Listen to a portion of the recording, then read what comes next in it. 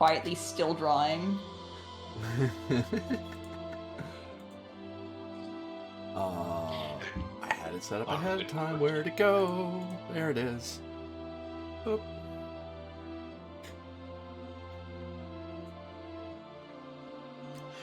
And hello, everyone. I'm AD Springer, also known as Corbinian. This is the Electric Metropolis video game tour, and today we're playing our Session 0 of our new Fabula Ultima series, Dungeon of the Lost Princess, a story that takes place about 100 years since the heroes of the castle that would pierce the horizon stopped the Starfall. So there's going to be a lot of build here. Some of the things we, for our Session 0 in any Fabula Ultima game, your Session 0 has, we'll talk about the world and what the tech level and stuff is like. A lot of that we already know, but this time, rather than traversing the world of the countless realms, we are more focusing in on a very particular dungeon town. A dungeon where most of the adventure is going to be taking place within the dungeon. This series may be shorter than the last one. The last one took about like 77 episodes. If you haven't seen it, please see it. It was really good. Very sprawling tale across many realms and many beasts, and basically across the entire damn timeline of the playtest material as it was released. We now have the regular books, so that makes life a little easier. It was cool. It was really cool. We technically were playtesting, we just never submitted the data. It's all online if they want it. No, oh, why is there a glitch? Graphic glitch? No, I will fix it. It will be fixed. But yes, so that also means new music, new title card, all that stuff. But the same wonderful people from that ended the last time. And if you came off of the Fabula Ultima series before, we literally are like the next week setting up. So it will be interesting. So everyone built as much as they could, and characters aren't done yet, but there's a lot of questions that they need to ask me, confer with each other, and also just learn about where the hell they are. They know they're in the Countless Realms somewhere. They have a rough idea, somewhat, of what's going on. And in fact, I think it's about time I share that story with those of you out there. Don't worry if someone for some reason jumps to episode 1, I'm going to say this story again, honestly. But as a re-establishment, once upon a time, in the Countless Realms, there was a princess who stood inspired. She heard stories and legends of wonderful and wondrous people. People who rose against the very stars themselves and were brighter than any before. In their light, the mere story of their light, she sought to shine in these times. For the land needed heroes in times past, but even in times plenty she could be one. Thus, she took upon her royal brow the challenge to hallow a place for all the realms. Thus, she built a grand temple that would delve to the very sea of souls. From the sea, she would connect the living and dead, the dead and the living. From this place she vowed, "The living shall know the past, and dead never forgotten." Yet on the day of her vow, her crowning life achievement, the princess vanished. Heroes scoured the countless realms from empire to empire, duchy to republic. Nowhere could this royal lady be found, no whisper of her face or passing visage. Then it came to mind that perhaps her grand temple deep into the ground was her stop. Perhaps in the depths of her creation she could be found, lost, alone, perhaps afraid. Some took up arms and equipment to rescue her and ventured in. They found quickly monsters and devious traps had infiltrated and pervaded the place. The deeper one went, the worse it ever got, the more deadly it ever was. It came to be known by adventurers as the Dungeon of the Lost Princess. Now, adventurers from across the countless realms have gathered to form a guild. The guild's purpose? To delve the dungeon and discover its many secrets, where treasure and artifacts can be recovered, where magic through only royal hands learned. Perhaps, one day, to even find the princess, or indeed, her remains.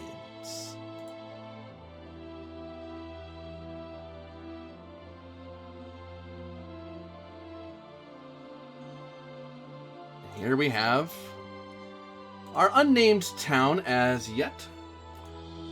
We just simply know it as the town of the Dungeon of the Lost Princess, but that's a bit wordy. If I was doing a Japanese light novel, it would be perfectly fine. Who says we aren't in a Japanese night novel? So the current setup, in this map, there are two maps we care about. The one map that will be the town map here, which covers some of the town has already been filled in by me, the GM, with various locales that are story important, and I'll explain them as we go along and answer questions about them. Also, as a sort of light template or guideline as to what I'm hoping other players will do, but we'll get to that. Of course, the entrance to the Dungeon of the Lost Princess. But these heroes will not be venturing across the countless realms from town to town through forest, mountain, and lake. No, they will be starting in this town and delving into the dungeon. And in the dungeon, the players can't see this right now, but it is fine for them to know that there are, following some guidance from the Natural Fantasy book, there is an idea of making certain strata of a dungeon, rather than going floor by floor, because your dungeon could be 100 floors high, it could be 50, it could be 5. 5 is probably pretty low. At least 6. But, if you're going with a mega dungeon or an abyss as your story, you kind of want it to be a little more mapped out. And strata kind of covers that large spans of territory. And the first one, which will have currently nothing on it, because you don't know anything about this place. The idea being that you'll be starting in the upper left corner of the map and working your way down and down, finding one of two things. Either a connection or entrance to the next strata. Well, 3 things, sorry. Second thing you can find is the most powerful monster on this floor. If you defeat that monster and you bring back report to the guildmistress about what you did, then they'll tell you where a connection is. Third is finding an artifact of enlightenment, which is an item that means you don't have to fight. If you do run into the toughest monster on the floor, you don't have to fight them. The artifact will keep you from being attacked by that monster. And those are different ways. And the whole goal, really, exploring each strata is important. There's 5 strata before you get to the heart of the dungeon. And the heart is the goal you're trying to get to. And the heart will have its own map, its own dungeon, everything else. It's its own problem. But the 5-star will have different challenges to them, different kinds of monsters. But generally, if you're on a strata, once you see a few monsters, you'll start getting an idea of what you'll be running into most commonly. And things get harder and harder the further down you go. So there is a risk to finding a connection and immediately going to the next strata, because the next strata will be that much harder level-wise, and it's sort of in a very JRPG sense of you can go to the next zone in the story if you get the certain plot item, but there's a risk to that. There's a risk to that. It's not like you get more experience for fighting them. And your major villains are usually the floor bosses and maybe your fellow rival adventurers. But that's the basic premise that will be filled in more and more as we go, as we venture through the Dungeon of the Lost Princess. To explain the town... well, actually, there's a few things before I get into the town Oh, yes, other thing. On this map, there is a part that I, the GM, made that has the baseline story. The rest of the town has been divided into 4 quadrants for the 4 players. Now you won't be doing the same map. I have assets to fill these in and draw it up and stuff. But these areas are in a normal Fabula Ultimate game. For those who haven't played one before, a normal Fabula Ultimate game, you as a group build the world generally. And that's the best way to do it, because then everyone knows the world, whether it's the town and the surrounding counties and nearby villages, or the whole of the world and 4 or more very important countries or kingdoms. I'll admit, in Fabula, in the Castle that Pierce the Horizon, they were pretty big, because I was trying to be somewhat realistic. we kind of went all in. Listen, you gave me no limits. But here it's limited to the town, the dungeon town. So now here's the catch with that. That means now when you're normally in an overworld map, if you're at a loss as to a gear or somewhere to go, you just kind of go find the nearest town and rest and find an inn. This is your town. The nearest town from here is at least 2 days away on foot. And even then, it's not meant for adventurers. It's meant for people who happen to live there. Where in the Countless Realms this is, I wouldn't worry about that. It's not in any of the world. It's in its own kingdom, in which we. That was the thing I was wondering. So the other. That's my theory.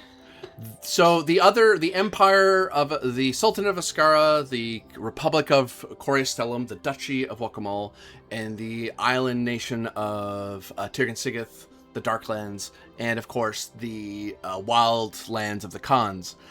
Those are still here, but so they can be referenced, but they are not part of this kingdom, which is its own little place away from everything. But that said, that means you decide what's in this town. The four of you, there are certain minimums that I made sure you had. So in that, I'm getting ahead of myself. That is to say that in this town, if it's not in this town, if you don't put in like an armorer or a magic item maker or whatever, if they're not in town to buy from, they're not here. I won't make them be here. For some reason, in this story, it'll be such that the adventurers just never sent people here. And if you want something from far, if you want anything that isn't in this town, you'd have to send for it, and some adventuring couriers will go off and go get it, but it'll take time. Depending on how expensive it is, it may take maybe a day's rest if it's a minor thing, or if it's like this really powerful magic armor that you've thought up. It's probably going to take at least a couple of... it might take a session or two before you ever see that come into town, because that's its own adventure for that courier to go get that.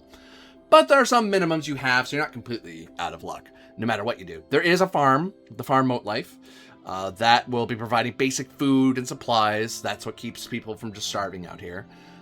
There is various nobles who have their own basic magical equipment and resources, and also money to buy things from you when you find them in the dungeon. There's a Lord Mayor, so there is some semblance of settlement order, and some guards to help keep monsters from coming up or keep the place safe, and also to keep, perhaps to keep the adventurers from doing anything untoward toward the citizens. And of course, probably the two places that are most important: the entrance to the dungeon. You don't have to find it. Don't worry, you know where it is. There is a Shrine of the Arcana, which for certain classes, it made sense to me that you would want a shrine to the Arcana in some form, and that would make it easier for them to be here. If you didn't choose them, not a big deal. That just explains why there's arcanists here, or certain invokers may go here to pray, or spiritualists. Like, there's an area that they go to. The other area, of course, is the Guild Hall and the Guild Garden. The Guild Hall is how you have your basic adventuring equipment. If your character didn't bring it with you, or your character didn't start as an adventurer in life, going to the Guild Hall is how, and they pledge to go find the Lost Princess in the dungeon, they can get basic equipment, basic dungeoneering gear. So it's presumed that you have the basic inventory items that you should have when delving into a dungeon like this. The Guild Garden is a place for you to, at minimum, it's somewhere for you to meet each other or talk to each other out in the outdoors and relax as adventurers, but also to meet other adventurers who you may want to seek out to help you with various quests, or perhaps rivals who you want to confront for their dastardly deeds while you're in the dungeon. But the rest is up to the players to explain. But there's some things to figure out there. Before I go further, is there any questions so far about the town or the dungeon concept? I don't have anything particular. If only just at some point I would like to get a proper name for whatever kingdom we're in, because I think that might be where I throw my character's origin to. And is location relevant to everywhere else, roughly? Give me a direction. I would say it is northeasterly of Wakamal. So Wakamal, the Duchy of Wakamal is... They are closer to the Holy Empire that you heard of a couple times. I think you ran into some of their soldiers, and one of our first adventures was a Dark Knight from there. They're closer to there, but they're close to... They have the Holy Empire to the west, the Chorus Elm to their south, and the Duchy to their southwest. But they're a little further up from them, so it's a bit of a journey to get to the places that we're more familiar with. Yeah. I can kind of imagine there are a bunch of like smaller little kingdoms around there. That tracks. Makes sense. Okay, cool. Excellent.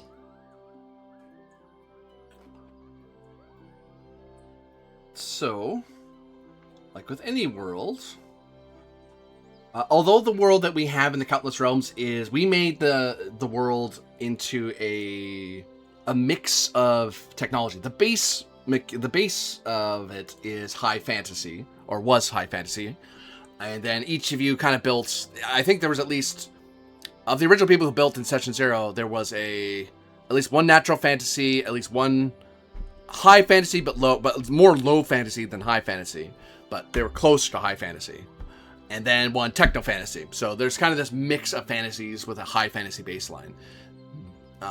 So we'll figure that out here, because this town will be its own little thing as well. Right. So first thing you consider so there's going to be 2 checklists I'm going to go through. 3. One is just the basic world setup. One's going to be the Abyss setup, which is going to be truncated because a lot of it's going to be mysterious to you, but I'll explain how that's going to work later. And of course, the last thing, will be figuring out what you are as a group, your characters will have their own unique thing, but your group goal will help you figure out your stories a little more, why you're working together rather than some other adventuring party. So the first thing in world build would be in press start. This is based off of the stuff from the core book. Is what the shape of the world is. The world is, it was decided that it was round. It is not donut shaped, like in certain old JRPGs. It's not flat. It is not a region floating amidst the clouds. The world is not a torus. We do have a map sheet, which is this basically. So to explain distance, this is a town. It does not take days to travel. There's no travel rules moving around town. The town is the safe place to be. This is where you might have a thing happen up here, or some conflict happen up here, but there's no you're not worried about crossing town and being jumped. Usually, if you are, I'll warn you and tell you that the town is in danger. Whether it's a monster infiltration, a bandit group that's trying to assail the place, that sort of thing, you'll know that. But that's generally, you don't do travel rolls in town. If you're in a strata, that's different. There is a method I'll be using where I build, as you explore this place, there will be travel rolls moving from section to section of the strata. And some of the areas, I have a new method I'm using from a different RPG that helps basically build dungeons as a solo thing. And I'm using that here to kind of inspire what I'm doing. Now, what that means is that some dungeon rooms will be very tiny. They'll take up like a square. Or maybe 4 squares. I'll have to figure out what my scale is there. But they'll be pretty small. Others can be massive. So like think armories, like treasure a cathedral. rooms. A cathedral, yeah. Because the whole idea of this dungeon, as it was from as I said from the opening, this was originally meant as a grand temple of life and death. It was meant to be a place you went to on purpose to do things. And it's now that monsters have invaded it, now we have a dungeon. Now we have a dungeon that is now dangerous. Some of the rooms will be perfectly helpful, and you may even go to a certain room here to get certain materials. Because that's one thing I'll say. I warned people before the stream that, hey, by the way, you might want to build stuff in town, sort of thing. But it is possible, not guaranteed, it is possible that a room you need might show up in the stratas. It may just show up in the dungeon. The downside is you'll have to get there. when you're traveling a dungeon, traveling from zone to zone will take won't take a travel day, but it'll take a travel roll, put it that way, which will cover you going, because we're not going to go through, like Fabula Ultima doesn't want you to go through winding square by square, hex by hex dungeon crawling. It's not. We had a little bit of it last time, but even then I kept it to a sort of a 5-room minimum. I tried not to make it sprawling, as opposed to another TTRPG where that's entirely the point, is figuring out the labyrinth. The dungeon crawl. Whereas here, the dungeon crawl, we're only focusing on the rooms that we care about. We're not going to care about dead ends that much. We're not going to care about this. The travel roll covers you getting from place to place. And sometimes travel rolls can have you run into random encounters of monsters. Sometimes it'll be rival adventurers. Sometimes it will be the fact that a room you need to get to is blocked and you need to find some way to get in, which may involve a simple skill roll or may involve a puzzle. Some rooms will have that anyway, but that you can get into the room and do the puzzle rather than you get to the door. We want to go in, but we can't until we solve the puzzle on the outside. So that's your travel amounts. Other thing. If you've discovered a connection from one strata to the next, I will allow you to skip to the next strata.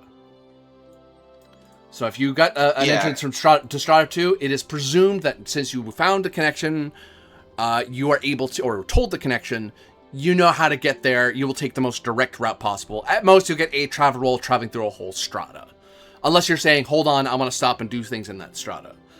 So in a way, you'll kind of expand your resources a little bit based on how far in the dungeon you go. Yeah, and I think I heard a thing about how it's also a point that you might discover shortcuts back up to certain parts of strata that you'd have already been to. That's kind of easy with the connections. There'll be certain. Well, actually, yeah, there'll be certain connections in certain areas. If time becomes an issue, then having multiple ways up and down is probably not a bad idea, because in the story, there will be at least one connection. For the first 3 strata, the guildmistress already knows what the connection is, but she wants to make sure that adventurers are ready before she... Either if they find it on their own, then they're fine, they don't need her help. If they fight the floor boss, as it were, and they prove that they killed it, then she can go, well, I'll save you the trouble of looking for the stupid thing, because that took us forever when we did it. Here's where it is. But there's more than one connection down. So you might find ones that she doesn't know about. You may find ones that help you get to certain rooms that may be hard to do. And actually, one way to think about it as well, that given your suggestion there, Tamzik, is that you could go... In certain rooms, if you have a hard time getting into it, you might try going up to the next strata and come back down, trying to find a connection down to a different direction to get into that same room. Ooh, interesting. Yeah, like that's something I read in that, and I thought that was really cool, is like like multiple paths into and out of different parts of strata, like almost like Metroidvania-esque. I don't think it's Snakes and Ladders, but sure. As someone who is a very big fan of the mystery dungeon genre, although I gotta play more, I admit. At any point in the past has the dungeon, rearranged itself? Yes. The first few strata are less likely to do that. Once you hit the 3rd strata, things are going to get weird, because the first few strata, and this is something you would learn from the guildmistress, so I don't mind telling you. The first few strata are the most connected to life. So they're the most like life. They're most like the surface world. Once you hit the 3rd strata, that's when that's the border area. It's going to be somewhat familiar, and then it's going to get a little weird. And that's when things get harder, because once you get past... And that's why they stopped, because after the 3rd strata, they realized the 4th strata and 5th strata are just going to be more and more unreal, because they're a lot closer to death and metaphysical concepts rather than hard stone facts. So the first few floors, not so much. The later floors... do not be surprised if the rooms shift in a way, or don't exist anymore, or morph into different kinds of rooms. Interesting. Apologies. Good to know. I posted something in the Discord, but I have to drop out for a little bit. I'll be back. Yeah. Okay. All right. Yes. So the next thing to consider is the magic and technology of the town. The previous 100 years ago, in the age of the Starfall, the castle that would pierce the horizon, it was a age of sail, sort of Renaissance technology. Airships were a thing, trains were a thing, although trains were mostly a sultanate tech. But the question that I pose to all of you is whether this is how magical is the town, the dungeon town? How high-tech is the town? I will point out that it is entirely possible, even in 100 years, that technology did not move very fast.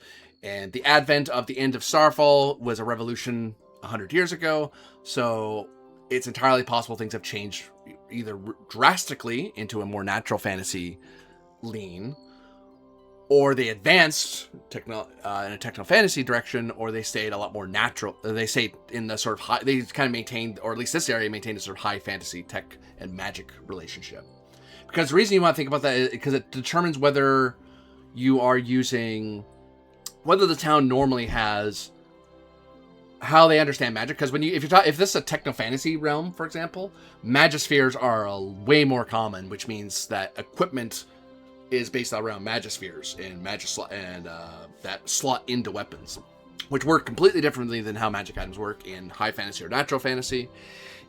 If you're natural fantasy sort of town, the technology is a lot more harder to come by. What technology is here was brought by the princess or brought from somewhere else, but for the most part, the town will be a lot more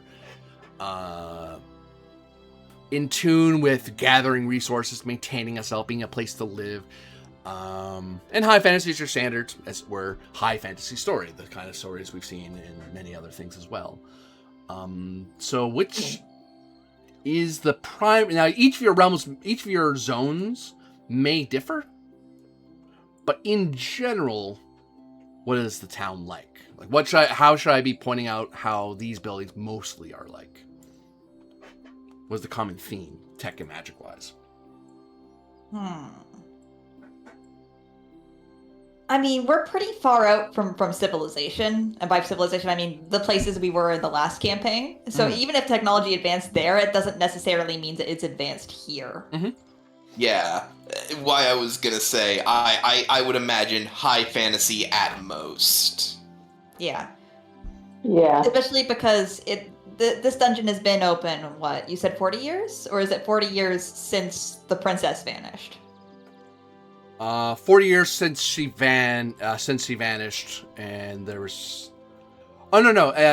40 years since the guild started calling for people, because they were running around the Countless Realms looking for her for about a year or two. Okay. So moving off of that logic, this is not a boom town, which is actually that's what I was researching for the last bit. I was looking at BC and Yukon gold rush towns. Which this is no longer. This is an established place. Yeah, like the idea, that's why the Lord Mayor's here. The kingdom has given its assent for people to delve into officially it's the Temple of Life and Death, but no adventurer calls it that. But it could have easily been a boom town at one point, and there might be a part of the town that's still like, this is the old boom town part of the town that everything else built off of. Or they expanded too much, and now that the kind of initial wave is over, that some part of the town is less dense. Yeah, I think high fantasy with, like, maybe bordering natural fantasy in some places. Yeah. Does that sound reasonable? Bordering... I'm okay with that. Fantasy. Town general. Tech and magical. Because that also tells you how people treat magic around here. Because actually, I'll extend that to be what's the kingdom like? That it's like, well, they built this kind of town, so like if they're a super high-tech kingdom, then they build a high-tech city. If they're a very natural fantasy kingdom, then they're going to build a natural fantasy town. Whereas this place sounds like it's high fantasy, but you're on the countryside, so it's a little natural fantasy just because they're such a frontier town. Yeah, just by virtue of being so on the fringes, like, and if this was a thing where we had if you had mentioned, oh, this all just happened a few years ago and the guild is brand new, I would have been like, oh no, this is natural fantasy. We're bushwhacking and Yeah. like we're just getting this thing established. But no, this has been here for 40 years. Yeah. Very good. So the next thing, would be figuring out your kingdoms and nations of the world. We've somewhat touched on that just by touching back on that, on the previous world. That part actually dovetails into what Natural Fantasy talks about abyss towns. So I'll go to that actually. The first thing they would ask about abyss towns or abyss dungeons is that you would normally, a group may decide whether the abyss goes up or down, if it's a great chasm, or it's an endless tower, if it has a specific name. That part I've already kind of covered. It does go down, it has a name. Sure. I've shown you the abyss sheet, which is the dungeon sheet. Because normally you want to have, because you still, even if Fabula Ultima doesn't want to get lost in labyrinths, it does want you to have a map. It wants you to know where you are in relation to something else. How far away is this part of the dungeon from that part of the dungeon? What strata are we even on anymore? What was in the first strata again? Maybe we don't want to go there, but maybe we want to know. And also, because I divided up the strata into 5 sections plus the heart, that means the map loading's gonna be a lot easier because it's a much smaller map. But that said, and also there's a settlement map, which is what we have here, which we'll be filling in. Each of you will be contributing to some of the NPCs in your area, or landmarks, what kind of place your part of town is like. But the other thing I'll add on, as a sort of nod to how normally a strata you kind of build together, or you build a strata, an abyss dungeon together. Here, the abyss, the dungeons can be a lot more mysterious, but each part of town will have a mystery that is kind of, or rumor that they know about the dungeon. Some adventurer or some lore master or whatever, or even your own character might be the one that learned it. They goes, hey, I heard in this part of town that somewhere in the dungeon there's a whatever, or there's a certain item, or there's a certain person, or there's a certain monster. Those I'll dot throughout the strata, throughout the dungeon. Because I know the ultimate goal of finding the princess or whatever's happened to her, like finding out what happened to her. But the rest of it, you're kind of filling in some of the other mysteries that have built up in the interim as well. So, we're kind of dovetailing into like four or five different things at the same time. So, whoopsie. So let's make this a little more organized. And Rune will just circle back, and I can give him a list for later. Plus, you can check the VOD afterward. So, let me get some basic areas. Nope. That works. We flood the town. We flood the town. Congratulations.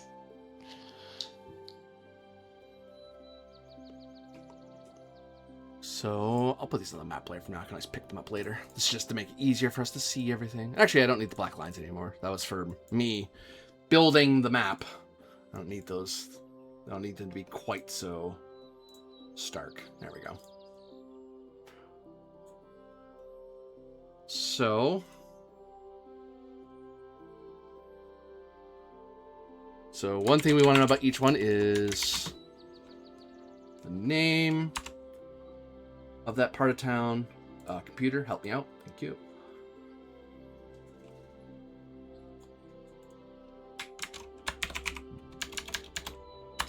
Why it's here, or why it exists.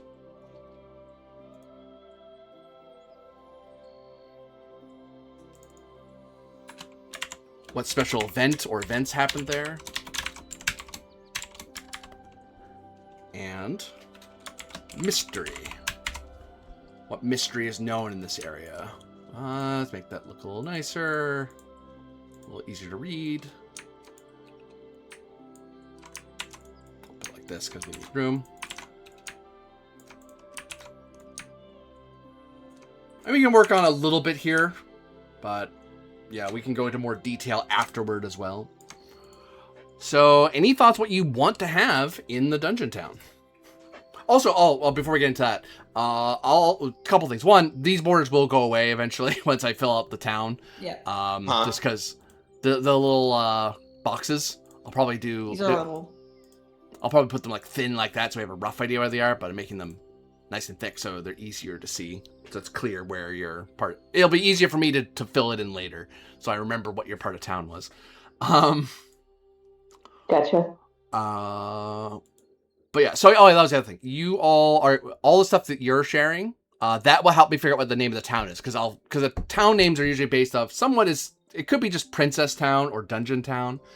But it may have more to do. And I'm thinking of doing it this way. Of hey, what's in the town? Like, what is it known for? It's like, well, I now know what's in the town. Because all I know is there's some nobles here, there's some food here, there's some adventurers here, and there's some guards. And there's the dungeon. I don't know what the rest of the town's like at all. That's up to you four. Well, you three currently, but the four of you together. Yes. I think it'd be important to think about what factions have reason to investigate here, or at least set up a long-term settlement.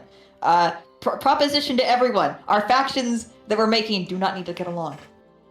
Yeah, that was something I was thinking about.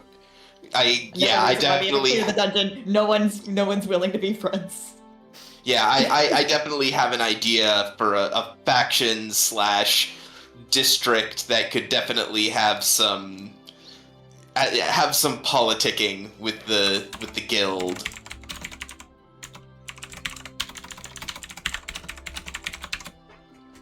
Okay. Well, I've had an idea in the back of my head for a while. Let me just finish. I'm still working on my character art in the background.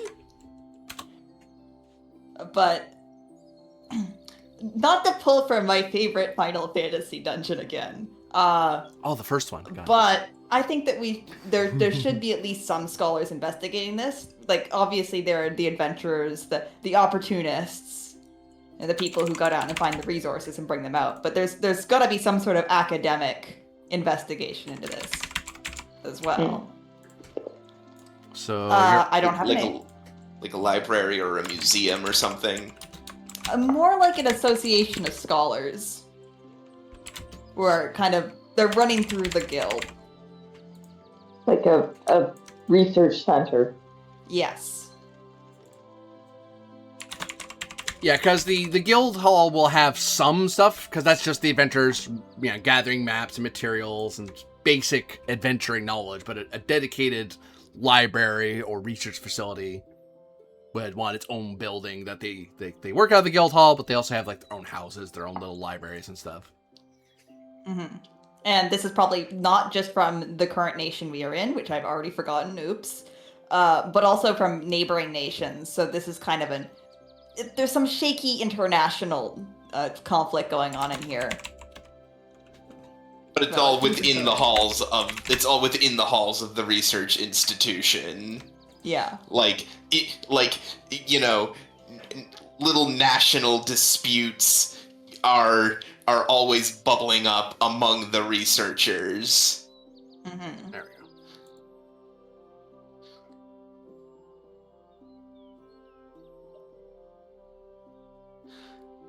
Oh man, kind of like the French and the British scientists in the Enlightenment.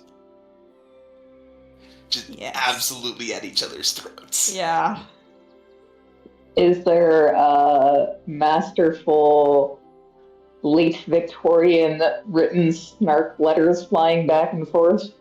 Oh yeah. Oh, that's so good. Yeah.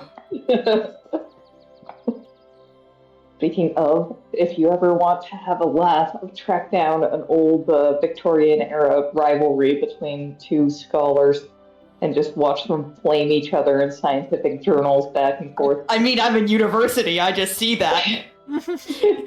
Everyone has at least one other academic that they go to bat for and take a bullet for, and they have at least 3 other people that they hate, vehemently. And we're actively, have a little stake under their desk.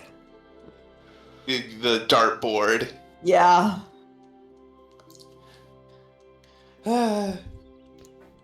So, go ahead. Yeah, no, that's good. That's really good. I really like that. Yeah. So, any thoughts as to... So, your part of the town is where the scholars and academics and such are going from the sort of academic battleground, not quite so violent, sometimes violent, but, any special events that made this come about, or any special event or events that occurred in this part of town that most people would know about?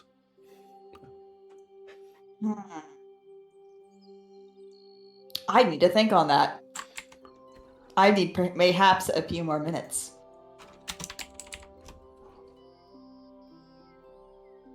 Bleh. Yeah, I'm doing this like on the fly here. This is not like me walking up with a scar with like a Google Doc and like another notepad doc. I don't have anything. Oh yeah, but even basic sketches gives, because if nothing else, gives me an idea of what each of you are doing. So even that alone, that why kind of gives you, oh okay, I know what roughly that part of town's probably like. But the more and more I know, the more I can fill in the dungeon as well. But that's over time. With that said, I will look over at Timsik or Kim. It's Kim Geek. What your parts of town are like, or what you would like the town to have. That's another way to look at it. It's like, what do you want this town to have? If you don't say it and no one else does it, it's not here. Yeah. I don't know if you have anything, Cam. You go ahead. I'm mentally fleshing mine out a little bit. Okay, because I have the soundboard with me in text. I have a pretty good solid idea. Although it might slightly impact this little part up here as well. Mm-hmm. Because I had the idea of like a small harbor district, like a small harbor and fishing district. It's not like big or like super bustling, because it's not like a major trade hub, but it's, where you can go to get things from abroad at a highly inflated rate from the whale of a harbor master.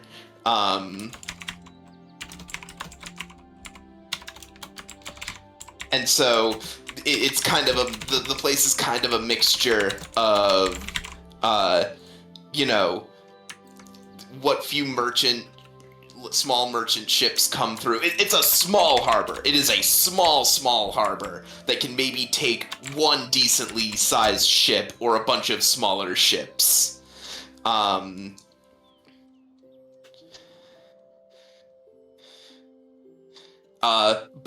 basically the district is split up between, what sailors, move in and out of there, and the fishermen that live there full time.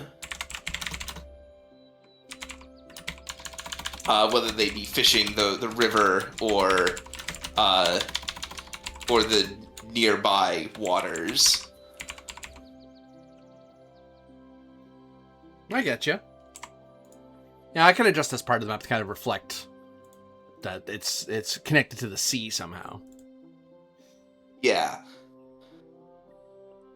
Like, it's a little bay. Like, there's like a little bay. Mm-hmm. That way the whole town isn't just like, it's all on the water. No, it's... like we're at the end of a bay. Yeah, I get you. Any thoughts to any major events that happened here? Any major events that happen here? I would say that probably the big thing is that with the winter weathers to the north, there are times of the year where like the fishermen kick into high gear because the cold weather to the north drives fish down to the south, and that's when all the big hauls come in. And the town, let's just say the town eats a lot of fish during those few weeks. Because there's a surplus. Okay. And any other events of note that come to mind? I think other events would probably just be whatever, like, whenever a ship, whenever a big ship from one of the big countries comes in, that's always an event. Like, that's always a thing. Whether or not it's whether or not it's, like, what tidings that ship may bring, a big ship from either the Republic navies or, one of the Tyran Sigith vessels or just, any of the big nations, whenever one of them shows up, it's always an event of note in town. Like, hey, did you hear that a big ship from so-and-so showed up? And they may suddenly give you insights into the rest of the world, but also certain items may suddenly be available that normally wouldn't be available here, but they are available because they're from certain parts of the world. Correct. What mystery does this part of town know about the dungeon? What great threat or great treasure or lore does this part of town know about the dungeon? I don't know what it would be exactly right this second, but it's definitely something that comes in the form of, like, an old sailor's tales.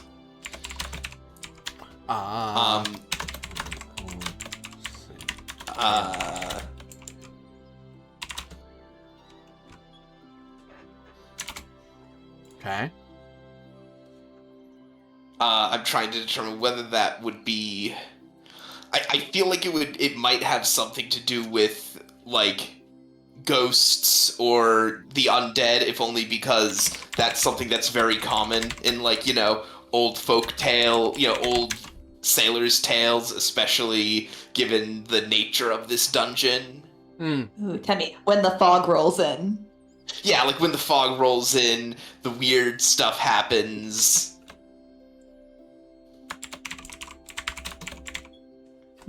Okay. And name, of course, you'll think up, because that's something that's hard to fire off your elbow. Yeah, something like the Fisher District, or perhaps whatever the name of the lagoon is.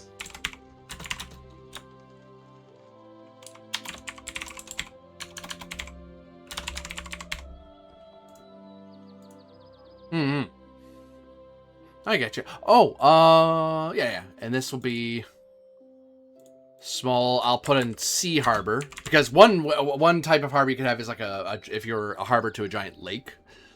It's like, oh, you're not connected to the sea. You're just connected to a massive water network that doesn't make the open sea at all. Or if it does, it's by various riverways. Whereas this is more like it's along the sea somewhere. Like the sea meets up here somewhere.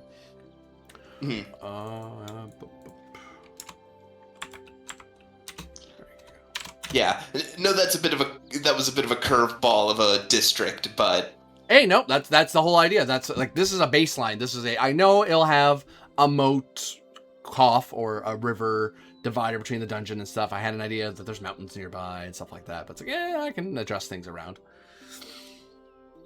Well, time to pick on you, Chem Geek. Have any ideas for your part of town? I'd say an armory section, like artisans, blacksmiths, that sort of thing. Basically, people whose job it is to equip all the adventurers.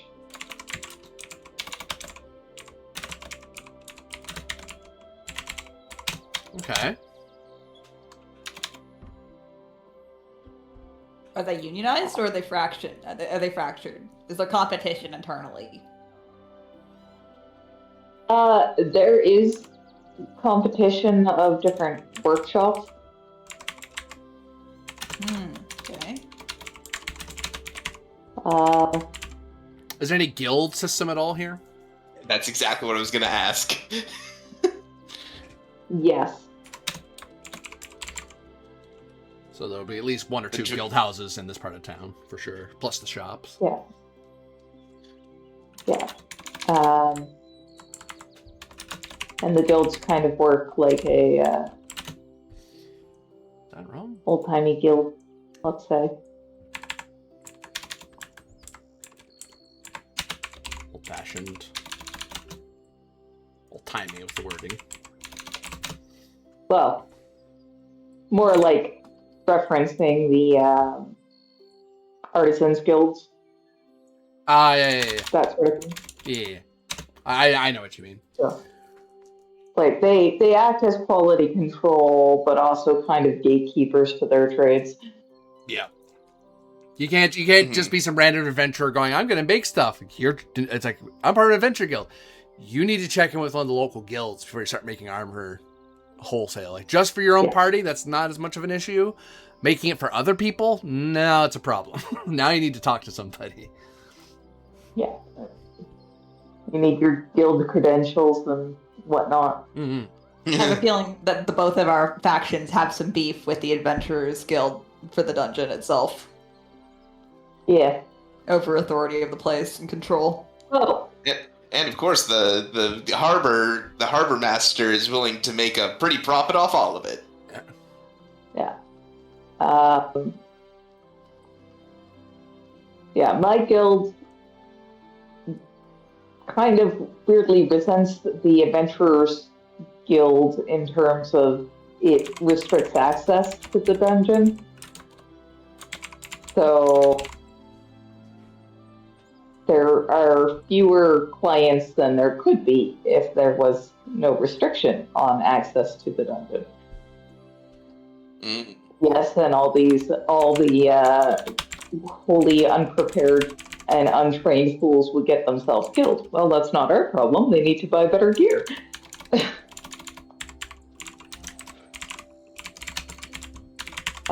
Yeah.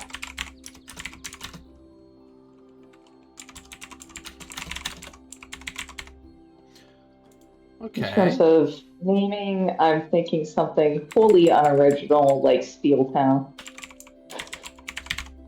Steel Town? Hey, could be Steel Town. It's not the weirdest thing to... Sometimes town names don't necessarily need to have Tolkien-esque depth of lexicographical theory behind them. Sometimes a town's just called a town. It's just called what it is. Well, heck, a neighborhood, one of the districts in Fredericton is called Rabbit Town. What do you think they grew there? Or what was found there a lot? Rabbits. Yeah.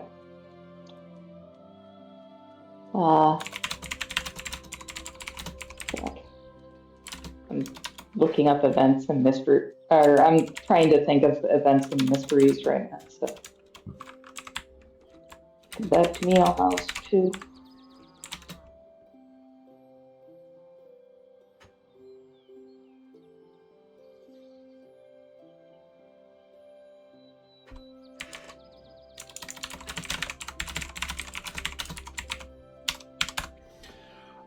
Any sort of... You were thinking about events or the mystery of Steel Town? Trying to think up some. Okay. I'll rotate one last time, because we can always fill these in later, but these sketches help out a lot. Like, right now I have a pretty good sketch, and also this will help out Runelocks. Like, what has everyone else done? Oh, well, everyone's done that. Well, okay, well, if none of you are going to do it, I'll do this, sort of thing. So benefit to going last sometimes. Yes. Speaking of, so any additional thoughts to the mystery of this part of your part of town, Aura, or the events or event that happens here? I have some ideas. I don't know if this counts specifically as a mystery, but more motivation in the dungeon. The academics here probably have some of the best records outside of the locals, maybe even better than the locals, of what went on with the construction of what would become the dungeon. And there's a number of individuals that had connections here that went missing at the same time, and maybe artifacts that were lost in the shifting bowels of this dungeon. And each faction, the individual factions might be looking for specific ones, overtly or covertly. For what reasons, most of them will never tell. Missing architects.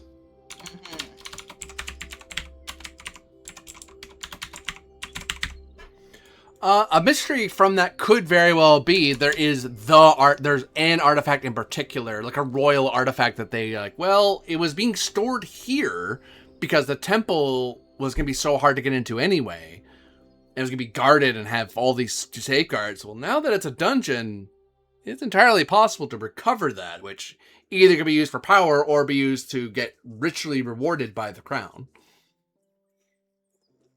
Or also just answers. Yeah. Those are two different things. It depends what grand mystery you want them to be drilling into. Because I know the why, but is that why may all be so? But is that the mystery that is known in this part of town? I think it's less a material reward, and more because they wouldn't be here for 40 years for a material reward. Those people packed up and went home. It's either we're in it for the love of the game for some of the factions, and then for others, it's I want this thing for the benefit of me or my own country. And I don't care what I need to do to get it.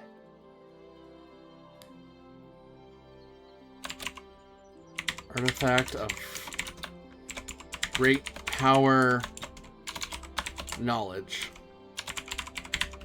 worth more than its zenith value.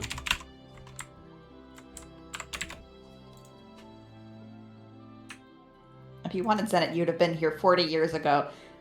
In the same way as those boom towns, the people who win the most are the ones selling shovels. And the people who sold the shovels have long since moved away. Yes. Oh no, the Adventure Guild's still here. They're like, oh, we'll sell you adventuring and dungeon supplies. And we also restrict access. You can't go down there without our say so. The crown even has guards to enforce the law. It's like, crap. Or let's just say there is still a shovel merchant in town. Mm-hmm. But the thing is that the initial boom has tapered off. Mm-hmm. Oh, actually, that's actually an event to point out. I don't know why I decided to do that. There was an initial boom years ago, but over decades, only those seeking more than zenith remain. Like they're probably not maybe not specifically among any of our factions, but there probably is some religious significant crusade style. Oh, if no one institutes a religious thing, then there isn't one. Right now, we just have scholars and academics, a bunch of fisher people with one greedy harbor master, and a bunch of artisans. Unless one of you is that, because one of you could bring that. Your character will add that, could break from the mold of all four of these parts of town and be like, or even it's like, no, I'm my own thing that came to this town for my own personal reasons. This town could be completely alien to you, or you could be exactly what this town attracts. It's like, oh, look, you were a person who likes the sea a lot and looks into ghost stories. I wonder why you came here. Wow, calling us out. Tug's collar. I do have an idea for the events for my district. Okay. So, some time ago, a particular blacksmith was found to have been selling weapons with adulterated steel and was stripped to his underclothes and made to parade around town bearing the defective blade as evidence of his poor craftsmanship before being banned from the guild. The A and the Seer Festival. So this is definitely a guild, artisans who do not put up with shoddy make. It's like, no, wait. And it's like, oh, well, what are you going to do about it? What if I don't do it? then the crown is going to come after you with everything. If we punish you in-house, it's a lot less worse. You get to walk away. Yeah. But you're getting shamed and ostracized like crazy for it. But hey, you're alive. And you're not not in a dungeon.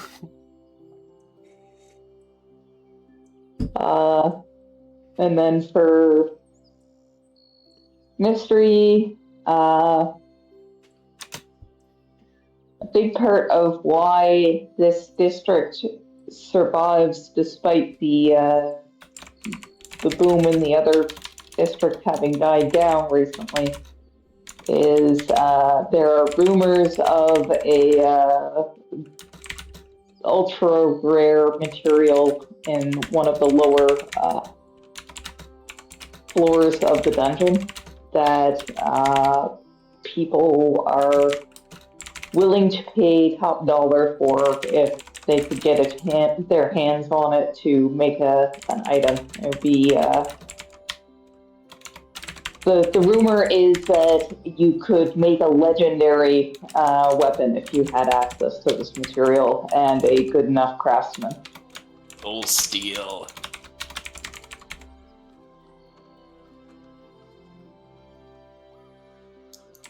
Okay. All right. Oh, circling back to Oregon, because I'm going to pick on you some more.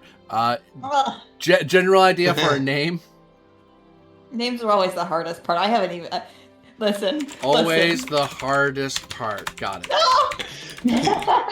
A name. Give me a name. It's locked in. No, you can come up with that later.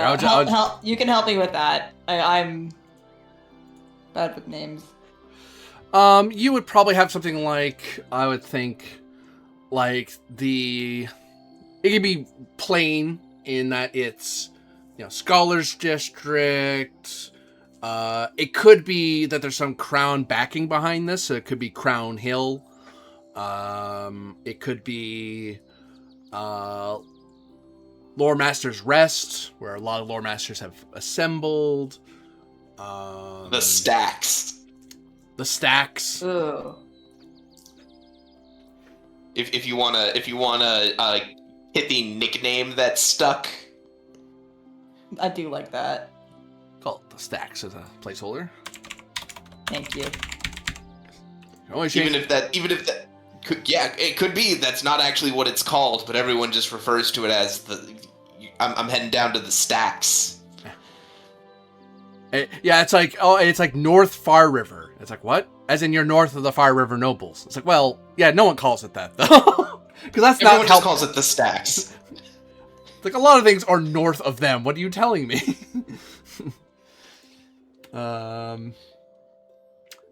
That's fun. That'd be a fun, that's fun flavor. And actually as well, and I'll give you time. Okay, I probably won't, unless you have a burning thing in your head.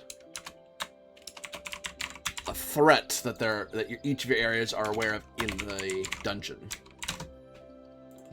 Something it may end up being one of the floor boss, one of the strata bosses. It could be an existing mid boss that's dwelling there.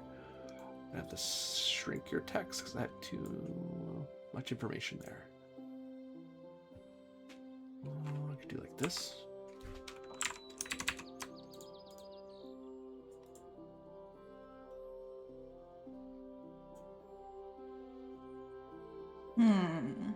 Well, I think I got mine, because if the mystery was an old ghost story, the threat has to be a sea monster. Like somehow there's a sea monster that's been heard of being down there somewhere. It's like, well, there's old so and so. There was this underground. Actually, that could be it. There's probably some sort of underground lake sea monster. Yeah, on one of the strata. It's like the adventurers are like, oh, we heard about it. Did you kill it? No, we didn't. We just went, nope, we're not going there. We're not going to fight that. We're going somewhere else. Yep. Look, we have enough to worry about, like, worrying about actual, like, normal sea monsters, you know, up here on the surface. Like, we don't have time to worry ourselves with, the sea monster in the dungeon. But we will trade stories about it, because that's what sailors do. All sailors do that. Every one of you. If you're watching this, you're a sailor, you do this. Don't deny it. We have evidence. It's in a JRPG. We're playing for fun.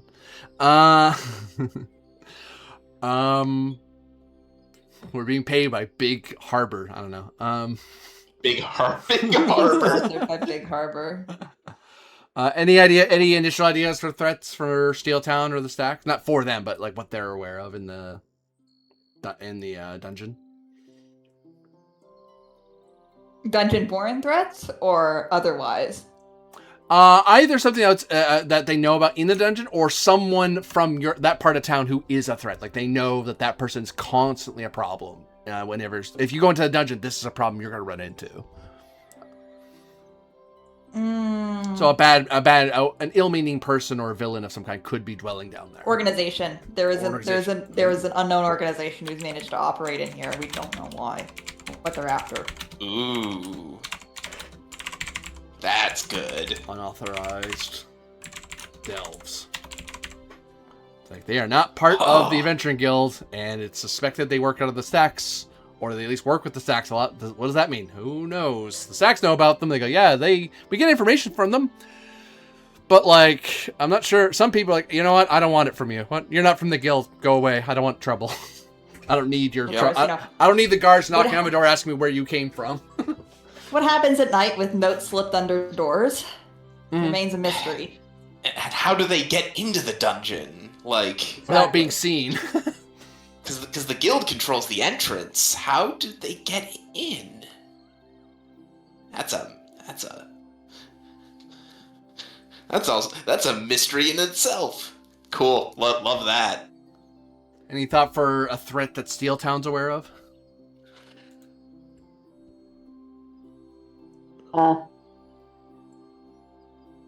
There's rumors of people living in the dungeon, and that they accost particularly unwary and inexperienced adventurers. Yeah, and that ties into the fact that it's suggested by the Abyss sheet that there be safe places within a dungeon, and like places to do business and such. So it could easily be that yes, there are people down there. Very good. So we've created some threats. We've created some mysteries. And there's at least one quarter of information you don't know quite yet, but we'll know by next time. So if things change, those watching this after the fact, yeah. It will be at least a week. I am notoriously indecisive. Yeah, blame it on Nora. Fucking. Yeah. There's a good lord. Group. I can't type. Group creation. There we go. That's the next part. So, there are some baseline core types. Each of you are individuals, but there's a type of group that is saying, "Hey, this particular party is why we're going out to do something." And groups, some you can have names. Not all of them do, but some do. They're known as the whoever's, right? Like, heck, that organization that's delving deep, unauthorized, is kind of its own faction, probably some sort of delving group of their own that they send down there. So the question becomes whether you were all brought together by fate. You never were intending to work together, but you started working together. You could be guardians, where at least one of you is a chosen one who is tasked with a mission that could change the fate of the dungeon. And everyone else is there helping out the chosen one achieve their goal. This one feels a lot less than, and these are like examples they give in the book. We can do something else, but these are examples they give. Another one is the Heroes of the Resistance, which doesn't make as much sense in this case because unless you're specifically against the adventure system or the delve system, that would be a way to be a hero of resistance, where it's like, we don't like how this town operates at all. We don't like how the Adventuring Guild. You're basically against the guild if you're Heroes of the Resistance, as it were. They become reframed as villains. Or the town is reframed as a sort of villainous town, which that kind of changes your dynamic with the place. Yeah. You could go even further and be revolutionaries that are against the kingdom and crown and are trying to delve into the dungeon, which that's probably what that unauthorized group is. They're probably like some revolution. That's not guaranteed. I have to think about exactly what those threat is. But that's one form it could take, is that it's a revolutionary force that is against the crown and wants to get into the dungeon for their own purposes to frustrate crown power. Or it could be seekers, where you're seeking out a very specific... you could be here like the original adventures were. You were here you banded together to find the princess, or to find a royal spell, or find a royal artifact. And this town is a means to an end to get that. So any initial thoughts on what kind of group you want to be? Because that frames what kind of adventures you'll have as you go into the dungeon. That reframes why you're here as a group. That's again a very good question. I have a feeling this group is going to be a lot more reluctant than last time to work together. From the pitch I've heard from Temzik, and also knowing my own character, though I have seen nothing of Kim's.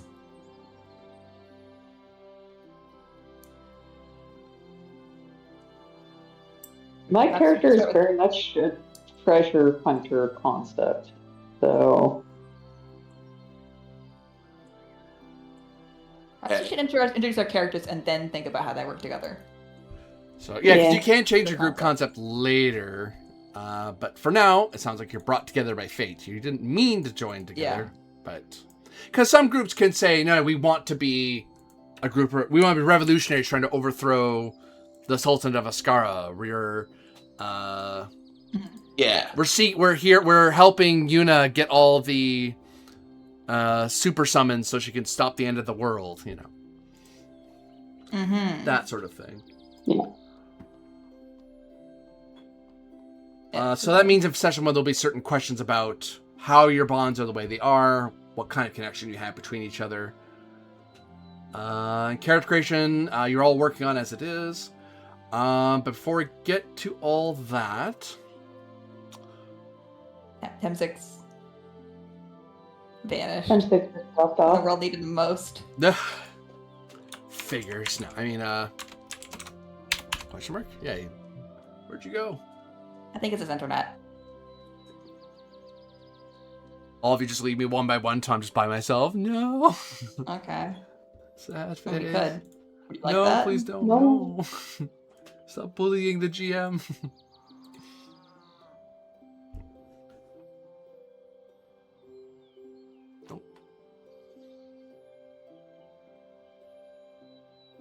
And there's the cloth line then. So what basic ideas do the two of you have at the moment? Okay. Temzik's already heard mine, actually, because I've been rambling to him for the last 4 days about this. Welcome to my weirdest character pitch ever. Oh, there's Temzik typing. His internet died. I've got... It's within rules. I will say this out the gate is within rules. So it isn't within rules. But it's probably best explained with an image, so you may need to pull this up on your screen. I am playing an ice mage. I am not playing the mage, I am playing the spellbook.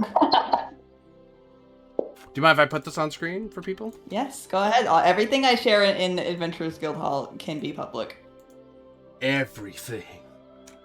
Not everything. Everything. Oh no, I doxed myself 2 years ago. So this is what Aura's talking about. Boop. I finished it 3 minutes ago. This This we is call that designed finished? to, Sorry, no. It is not technically finished because I don't like the bottom of the cloak, but everything else is pretty defined. Also, the cloak comes off. I'm really happy with my layering. The name is not finished because naming things is the hardest part, as everyone knows about me. It takes me on average 3 to 4 days to name something. Oh, you're the book. Yes, I am playing the book. The mage attached to it is a very complex magical simulation. Because it's really hard to ask for access to a library when you're a floating book. Also, you can't... When you're in a mobile book.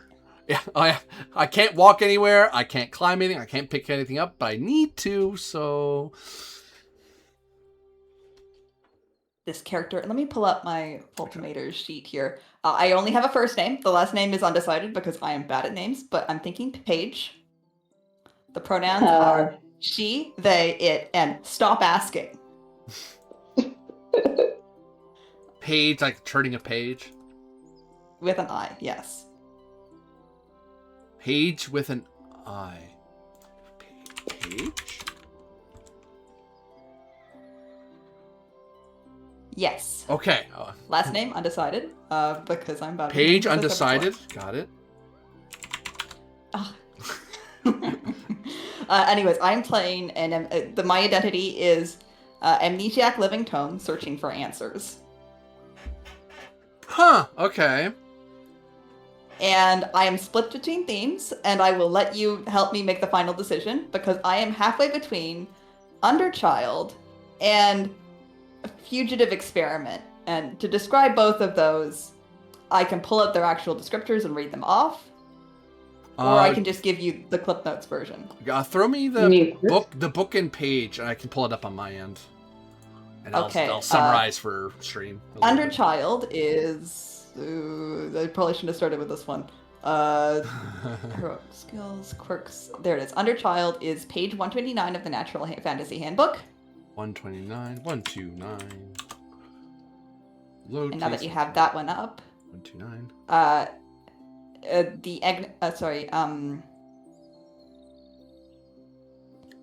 The Fugitive Experiment is page 124 of the Techno Fantasy Handbook. 124. Right in the middle of the page. 124. Right in the middle. Oh, I see what you mean. I see why. Yeah, they're similar, cool things, but very different implementations of a similar idea. Mm-hmm. They've both got nice flavor, and the thing I'd say that decides between them is, should my threat come from above or below? Which Underchild, it's well, actually, I should probably start with backstory. My character woke up in the dungeon for the first time in a room on one of the floors, probably a Strata 2. Well, no, it's probably Strata 3 if it's unexplored. I know. My brain. Is that not too much? No. That's fine. I was just going to say that Strata 3 is explored. The last thing they found was the entrance, the connection from 3 to 4, and they stopped. At that point, they're like, they basically lost one of the party members had to sacrifice themselves to save the party. And they're like, we can't keep doing this. We will die before we get to the bottom. We're going to retreat and set up the guild, call for the crown to pull in a Lord Mayor and that's how the town started getting built. Okay. So it's entirely possible. Any lower than 4 or 5, if you came out of 4 or 5, that's where I'd be like, oh yeah, that's 100. You could come from that far, because that's where it gets three is where weird stuff, the really weird stuff starts happening, and it gets weirder the further down you go. 3, maybe 2.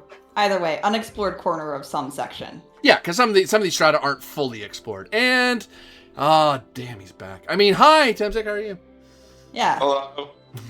And just like Temsik walking back into this call, my character walked out of the dungeon for the first time. Oh, wild. Had to figure out a name on the spot, and is trying their very best to blend in as a person. Don't worry, completely normal human. Nothing weird. Don't be suspicious. That is a theme in games that I am part of the party on. Yep. So either you are an in an underchild sense, you are something of great magical power that ascended out of the dungeon for some reason or another, and now it's like, I need to figure out why I'm here. Which that may be a explanation of why do you go into the dungeon. That's where the answers are. No one. Two things. This is where most of the people are who know anything about this dungeon, and two, I might have to go back in there just to figure out what is this place. Why am I a thing? Was I brought here by the princess?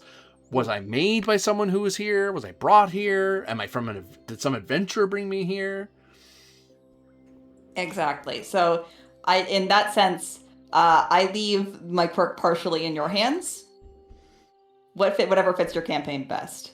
And for those of you listening, she's in her 40s. Hello, welcome to my hag era. I'm kidding. She's wonderful. She's blunt. She's cold. She's overall miserable to be around. It would be... You would be... With Underchild, at least, there is a certain level of... I'm going to say... You would ask me at some point, hey, is this involved? Like, because you run into some weird room or weird object, and you go, hey, by the way. And after you ask it enough times, that's where I go, oh, okay. Bam, now I'm going to tell you exactly how this lands, sort of thing. Because you choose when it fires. There's some point where a rule or ability says, hey, you have to lose a certain amount, and you just go, nope, I'm an Underchild. It's like, oh, well, okay then. We've now learned, both the GM and you will have learned something about the character. Alternatively, for those out there, fugitive experiment, there's some sort of lab or down there where you were made on purpose, which does mean that you are very experimental and you can basically lose control and shut off. Yeah. Ooh, speaking of shutting off, that's the fun thing about this character. When I drop the 0 HP, the simulation fails. Simulacrum spell ends. That's just a book. Which, surrender as normal. If ever a part of the party member picks me up and walks away with it.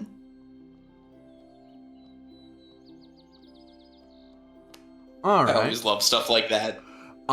Given the, it depends. Well, I'll say to you this way: between fugitive experiment and Underchild, that colors your experience you would have with the dungeon, in the sense that one is a much darker story of perhaps either the princess was doing something or someone working for her was up to something and made this book, and the book is unstable, and you kind of escaped. You're not sure what you're about, but this is your answers. Whereas Underchild is a little more, you are a walking mystery of the dungeon. You are one of the weird artifacts that is now self-aware and trying to solve its own mystery. It's like, well, I'm here. I can't ask the people who made me because they're not here anymore. Or at least, or if they are here, they're in the dungeon somewhere. Perhaps they live there. Which matches the natural fantasy, techno fantasy. Do you want a more darker laboratory secret that you're slowly trying to unravel why you're made the way you are? Or are you more about self-discovery and actualization and that sort of thing?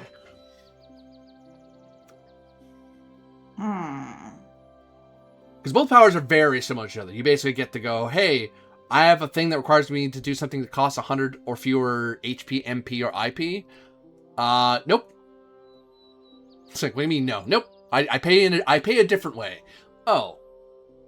Okay. And they're limited fairly. Both of them have, like, fugitive experiment you could probably get away with maybe twice. Worst case scenario, you could do fugitive experiment's ability twice a day. Worst case. Best case, you could do it 10 times. Underchild, you get to do once until your next rest. But you also get the ability to ask questions. You get to ask more and more questions about, especially if you find a certain room that you think makes sense for your character to be connected to. Like, hey, that sounds like something my character might know about. It's like, you do. and then also there's a certain threshold you hit with that where you don't just get a answer, you get a big answer. You get the answer. Yeah. It's like, why am I Hence here? why I asked threats from above or below. With a fugitive experiment, it's probably above. With under trial, it's probably below. It's either someone put you in there, or you already were because under trial might be a reflection of the dungeon going rogue. And it's like, well, I ascended out of it, so something happened down there. I'm not sure what. Maybe I'm what happened. I don't know, but I'd like to know, as opposed to, look, she was building a dungeon. We're gonna try some experiments and see what happens. It's underground. It's probably pretty safe. Oh no, the dungeon happened. The princess is vanished, and we lost our damn experiment. And it only comes out like 40 years later, or actually not even. It may be someone who went into the dungeon during those 40 years, did something hidden within the depths of the dungeon, and then you escaped. I'm thinking fugitive experiment, honestly. Fugitive experiment? Cool. I enjoyed watching Temzik roll for the voice. Now it's me rolling to not explode. Yeah, because if those who aren't familiar with fugitive experiment, you basically roll 1d8 every time the book rolls for I don't want to do the thing. So no, it's like, okay, roll d8, and you accrue instability points. And once you hit 10 or more, you just drop to 0 and surrender immediately. On the plus side, your instability goes away, but and usually the surrender will be involved with losing control of powers. So yeah, you better believe I'm gonna pick on people for that. Yeah. What? Corby picking on people for having, like, really powerful things? Hey, everything. So. My go-to line for any RPG: if it has a cool thing, there's always a price. Everything has a price. Yep. But, or at least there should be. Otherwise, why bother? We could just play Exalted, and even Exalted had friggin' cost to stuff. Anyway, At a narrative, my classes are Elementalist rank 3, Lore Master rank 2. I'm specializing in ice magic. And my weapon is going to be arcane, but I'll reflavor it as quills. Because I already am the book. I am the book. Here's an arcane weapon, a book. What am I? So my person's going to carry a book, me in one hand, and then hit people with the other hand. Yes. Just like whack people with you. Yeah. Or it's like, hey, No, is that my brother? No, in the other hand. God. Do I have moral problems with this? Yes, I do. But it's not my problem, so... So what about the person who took off and made me feel so sad and abandoned? What kind of character are you bringing? So, yes, I think I've now completely 100% settled on this character, which means I will have to commission you, Aura, to do the art Yay, for money! him. Yay, money. I will be playing a young man by the name of Latch. He is a human, and the best way I can describe him is he is a rather melancholy man who constantly looks like he's just been fished out of the ocean. He used to be a bright-eyed young pirate wannabe, and signed up to sail on a ship called the Jade Dagger. And he had some fun adventures there for about 3 months, and then the Jade Dagger sank, with all hands lost, except for him. And while marooned and trying to, get by, he took some of the driftwood that he had washed ashore with, and he carved a violin from it. A violin imbued with the souls of everyone that sank with the Jade Dagger. So now when he plays this violin, the ghosts appear. He is a haunted man. Question is, why the heck's he here? Yeah, the question is, why the heck is he here? I Asking you. imagine... Huh? That's what Yeah, I'm asking you. I imagine he's here in this town. At first, it was just because this was a port town, and like when he was eventually picked up, this is the port they dropped him off in. But since then, he's been hearing that this is a town that has a dungeon that, you know, might have stuff to do with the Sea of Souls. And there might be weird soul stuff going on in there, and so he thinks maybe this will be a way that I can put them to peace, or just like can I please not have the ghosts of my raucous pirate crew rattling around in my head at all times? So your quirk is like haunted one? No, my quirk is Revenant. Oh, Revenant. What book's that in? That's in High fantasy. High Fantasy. I'll get it for you. Don't worry. Haunted is page. I forget where Haunted one is from. Just because I forget that one. It should be. It might actually be natural. No, it's in High Fantasy. Better. Yeah, it's page 121 of the PDF. Oh, smart. Thank you. 120. I see. Oh goodness! You were brought back after death, unable to peacefully merge the stream of souls. Oh, no wonder you're haunted. You were not considered a living creature. Oh goodness. Oh no. Well, on the plus side, yeah, I know. Okay, cool. Okay. You're in good company. Yeah, he's a weird. He's kind of in between. He's like I liken it to. It does say that he doesn't. He regains hit points as normal, and like rests as normal. So I liken it to as like he can still do the things that it says he doesn't have to do. He can still eat, he can still drink, he can still sleep. But if he wishes to, he can call on that ghostly power and shut that stuff off. Mm-hmm. And actually, thematically, the tie-in there as well, that since this was originally going to be the Temple of Life and Death, it's like there's probably some... The princess built this place in that hopes of that understanding, so that connection. So you're kind of tied into the theme in that way. Yeah, exactly. Yeah, that was my thought. I was like, oh, the Sea of... Like, I like to imagine that the Jade Dagger is like a ghost story that gets passed around. Latch doesn't like say anything about it. He doesn't like make a point of, oh, I was the guy that survived the Jade Dagger and now have all the ghost spooky stuff. But you know, the stories of the ghost ship of the Jade Dagger are definitely ones that pass around in the harbor district from time to time, and he just keeps his mouth shut. All right.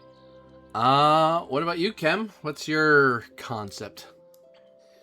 Well, I'd had a couple ideas for quirk, but class-wise,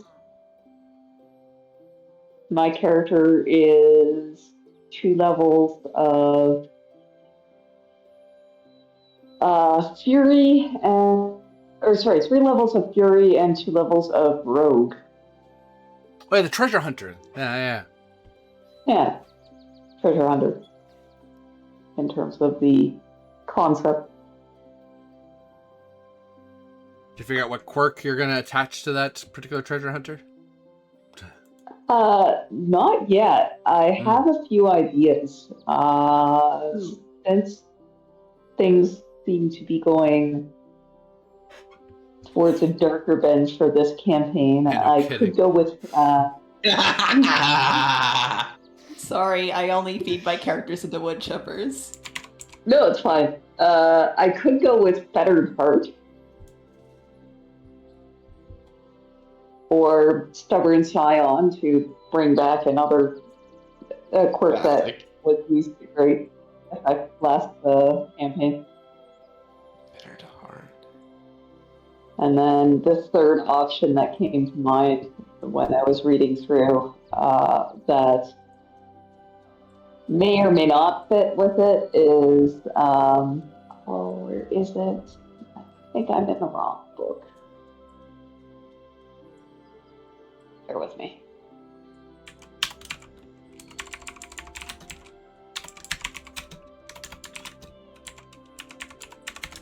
To know I was doing dark fantasy, I might need to get a certain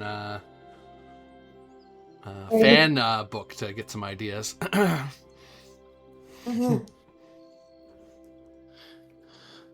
And then the other option would be Outcast Fairy from basically being a changeling character. Natural Fantasy, page 125. I'm not sure which of the three I want to go with. Welcome to Darkest Dungeon, Meshi. Darkest Dungeon Meshi. I'll be here all week, folks. This is where you start taking chefs so you can start eating the denizens. I mean, eating the monsters down there. As the game gets really dark. All right. Not necessarily the direction I thought was going to happen, but hey, the beauty of Fabula Ultima is that collaborativeness. There's a certain. I mean, I'm an old-fashioned DM, so or game master in general. So I have some old habits that Fabula Ultima ultimately strives to break, and I try to break them along with, because it's the spirit of the game. The idea is to build a world that we're all a little bit surprised by, which makes it a little fun. Because I didn't know there's gonna be a Fisher District. Obviously there was no plan that I was gonna build. I knew river because I like rivers, and I was like, oh, that's a cool design. I drew this, like, that looks cool. Now I'm like, now I have to build a harbor here with something. I'll figure out how to do that graphic. Steel Town, that'll be pretty easy. Building like library buildings down here, and then I have a big mist area. But Rune has now Rune has a pretty good idea of like, hey, what is everything else? What's everyone else? Okay, so what do I want to do? As a note, you can, if you want to use any names that are already here that isn't in your section in your part of the world, you can just grab from one of these pre-named people on the sheet. The Dame Joyo, the Sir Cartier, yeah. Dame Vanto. Those are the Far River nobles, who are of the loyalist crown class, those who came in service of their houses to support the royal family and the princess and her goals. Then there are the near river nobles, who are a lot closer to the dungeon or the original temple. Sir Hund, Dame Varostik, and Sir Glivleiten, who were a lot more martially oriented, a lot more about, they're the reason why the guard is here. They're the ones that started providing stuff later, and making sure that good order was made. Like, the Far River nobles are a lot more about what's expected. These are things that the kingdom expects you to do. The near river nobles are more about maintaining more localized order. Guild Mistress Erhaben, she is the leader of the first adventuring party that went into the dungeon, and she's the one who called upon the crown to allow her to not only build an adventuring guild hall and put out a call to adventurers, but to establish a dungeon town. Because most kingdoms in the Countless Realms get a little nervous about dungeons. If it's a minor dungeon, they don't care that much. Adventurers will take care of it. Monsters keep the weak and unwary away. But this place is too important because it is likely the resting place, or perhaps where the princess is still stuck for the last 40 years. So who knows what's happened to her. And the Lord Mayor Motelife, who is a noble who has been assigned here to be the mayor of the city. So they are because they're a Lord Mayor, they're of similar noble status to the Far River nobles and Near River nobles, but they're responsible they're the final call for the town. They are here as the crown's representative. But then again, they're surrounded by a bunch of knights who and ladies who have connections to powerful families. So, and also you have a bunch of adventurers who have a wild array of powers. But one secure way that they make sure the moat lives make sure that they don't get chased out of here is they also provide an immense amount of food. They built a farm, an orchard, and a bit of farmlands, and there's more farmlands further out. So I imagine that the moat life is the one that speaks with each regional leader, like whoever's the most influential person in the stacks, in the Fisher District, or in Steel Town. The Lord Mayor is the city person who's supposed to be approving and disapproving stuff on behalf of the crown. Given the darker lean of things, it sounds like that the Lord Mayor is bereft in a town that is struggling to delve the mysteries of this dungeon. And perhaps the original goal of seeking out the princess is, if anyone's still pursuing it, it's the guild mistress. It doesn't sound like anyone else in this town seems to give a damn all that much. They have their own goals that are detached from why the town was built in the first place. This is like, if the original campaign was like, Legend of Zelda Ocarina of Time, this is like Majora's Mask Twilight Princess.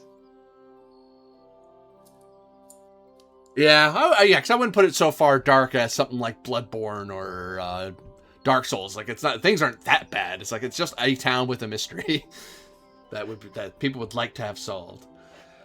Hopefully, but through the course of the adventure, we will fix the problems, and we will leave this place better than we found it. Or worse, who knows, with you lot. I mean, cast explosion. Oh, and of course, I almost forgot, Captain Sky, who is the captain of the guard for the town.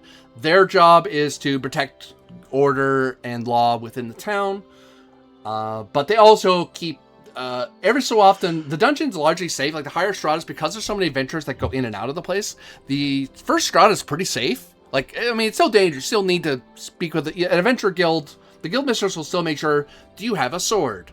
Or any sort of weapon? Do you have any sort of armor? Do you have food? Do you have a torch? If you can't get me these very basic things, I won't let you through the door. We will stop. I'll send the guard to drag you by your heels away from the door. I don't care. I don't care who you are. And the crown says I'm allowed to do that.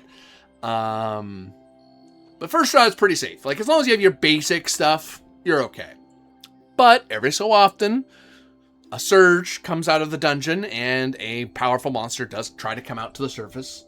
And that's where the captain of the guard, the Captain Sky and his people, along with the adventurers, will sometimes defend the village from the town from intervention. But the good thing is that the dungeon was built across two rivers. To get to people, it has to cross past a shrine, which is empowered and magically enforced. So going this way is not a great idea. So the only real easy way to go is north across the bridge into a fortress. And this way back leads into mountains and dense forest, which is away from the town and less their problem. That said, though, there is some worry of, there's some guards that hang out in the forest sometimes. Just in case anything wandered out there. Like, if you were traveling to this town, you come by the road or by sea. You do not want to wander in dungeon side. Because one, that's a good way for the guards to get mad at you and go, why are you here? Are you trying to sneak in? I don't know. I didn't even know there's a dungeon here. Well, too bad. You can't come in this way. Turn around. Or what? Or we'll arrest you. You can't come in this way, period. Crown law. That also said that you can have homes here in... because I will be putting out, like, the obvious buildings that each of you want. Like, the Stacks wants at least one library. Some sort of library. The Fisher District needs a harbor. Steeltown needs a guild hall and then a blacksmithy, for example. But they'll be also populate with houses because people live here. Just people who work at the blacksmith, work at the guild hall, are servants of the various nobility, work in the guard, or are adventurers. It is also possible to sleep in the dungeon, but if you're in the dungeon, you have to use a tent to get a proper rest. Or find a safe haven. Or find a safe haven tile, if you will. So yeah, no return of the hexes, unfortunately. I don't get to use the hex map anymore with its random roller. I just have a different thing. Oh yeah, that's the other thing. I forget the name of it, but there's basically a adventure book or game system that's about building a dungeon from the top down. And that will help me kind of figure out what to populate the dungeon with.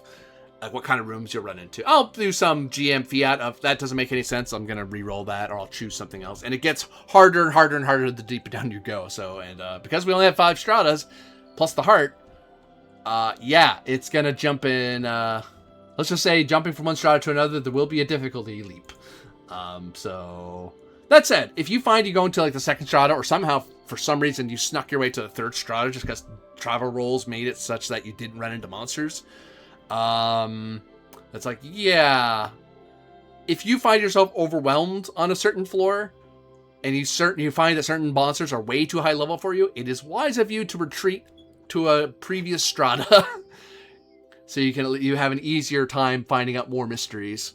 So there is some incentive to explore for fully because there's possibilities of finding different equipment, more rooms that could be useful to you, or heck, even finding the mysterious artifact of enlightenment, which will make traveling immensely easier. Not only do you have something that basically lets you bypass the strongest monster on the floor, but you now have an artifact that can help you later in the dungeon. I think that's all the Session 0 stuff I have, but are there any follow-up questions or things you want to ask of each other before we wrap things up? On stream, at least. What quirk resonates with people most, or something you'd like to play off against? Mind putting yours into chat? Just as text? Because I read better than Oh, the ones you hear. wanted? Yes. Oh, Yeah, because I've sure. talked. Oh, shoot! I almost forgot. Keep writing that. But one thing I forgot to tell the people watching, one thing I'm instituting is the 0 power rules from High Fantasy. Oh. So 0 powers are god powerful, because the short story of it is 0 powers, you basically get the charge up. It's for those in playing older games or certain games, it's a limit break, essentially. You basically, every time you invoke a traitor bond, you lose hit points. There's certain triggers that have certain things that tick them up. They fill and fill, and they don't do anything until they're full. Once they're full, you zero it out, and you do one big thing. That could be a free attack. You could use a bunch of inventory at no cost. You could do a combo attack with allies. All kinds of weird stuff. Now, here's the trick with it. Now, 2 things with it. One, 0 powers, the players are going to have to decide ahead of time, and they'll be talking off stream. But they'll figure out every character will have a different 0 power. So you can't have everyone who has 0 shields. One person has 0 shield, no one else can have it. And I also believe you have to have different triggers as well, so you can't all have the same trigger. That's correct, yeah. So they have to decide among themselves who's getting what. And there'll be a certain level of, you're choosing an ability that helps your build that you're hoping to do. Now here's the trick for this game. Now, so there's 2 ways 0 clocks are implemented in Fabula Ultima. One is you just start with them. Flat out, you begin the adventure. Part of the reason you're probably adventuring is because you have a 0 power. Welcome to High Fantasy superpowers, which all the characters of FF7, for example, have a 0 power, would be a way to put it. In my game, or at least in this story, there are 2 ways you can get it. You don't start with a 0 power, but you either find an artifact connected to your story, and I'll figure that, now that I know what your story is and I'll know your quirk, I'll implement an artifact or a special item in the dungeon. This is your 0 power item. Once you find it, you now have the 0 power. That is how you turn that on. Your character's probably vaguely aware they could do this, but they don't know how to do it yet. There's just something, they only just started adventuring, so they're not really sure how they could do this power, but they know if they could just figure it out. If they could just figure out how to do this really cool move, it'd be super helpful for their adventures. Finding the artifact is that tick over. That's the way to do it. The easier way to do it, harder way, depends how you look at it. The other way is if you get defeated. If you get defeated and are forced to surrender, your power unlocks, because in your you've now learned in that moment of desperation, next time I'm not going to let that happen again. I have learned from my failure and how I'm going to be so much more powerful from that. which is something of a function of the dungeon. The dungeon, again, originally was the Temple of Life and Death. So there was a certain sense of enlightenment that's supposed to come from going here, and having been defeated there and not died will be an obvious influence. And of course, if your character sacrifices himself, well, they don't get a 0 power because they're not here anymore.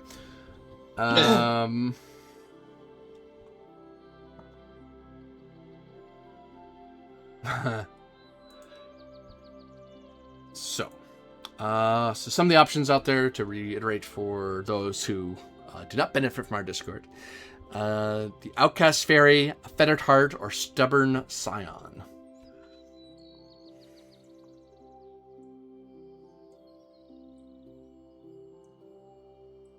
I was looking at Fettered Heart a moment ago. I thought that one was cool. I think that one is cool too. You think they're all cool, that's why you chose them. Yeah. You're not wrong. Ooh, you've got your connection to you're connected to an organization. Let's see. Yeah.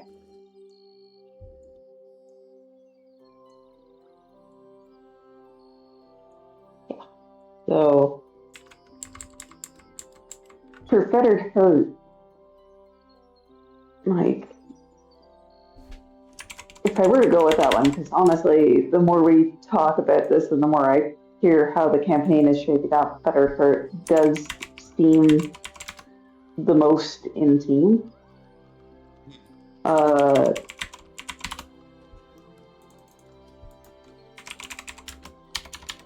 You can also be a lighter hearted character, but once again, we still don't know what Rune's bringing. Yeah.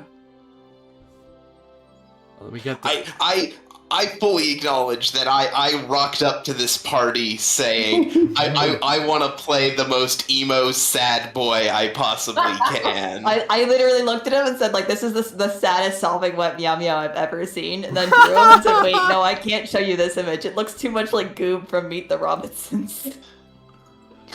And now I still refuse to show him. So what you're telling me is I now have to choose much more. I have to pull from you folk as more somber and dark fantasy thing, which they have a lot of. I didn't mention the classes. You did. He's Chanter. He's Chanter, and I built him with like the haunting key, like the shadow key, and the haunting tone, and the like. Was it Chanter, Entropist, Necromancer? Was it? Yep. I am committing to the bit. I mean, Stubborn Scion and Outcast Fairy seem interesting to me.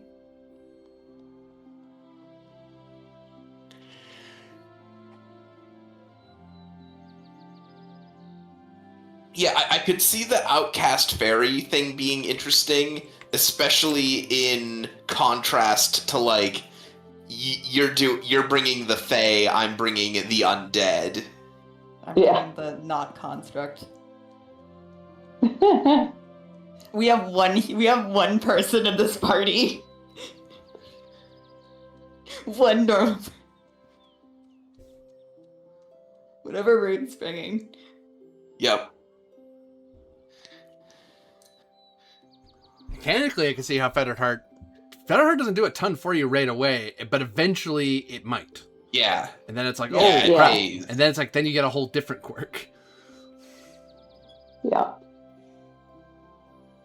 It's very much I pick on you for not doing or you pick on yourself more accurately.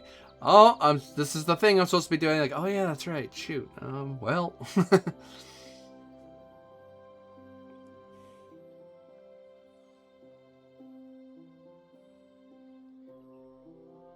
So their answer was, yeah, whatever you want.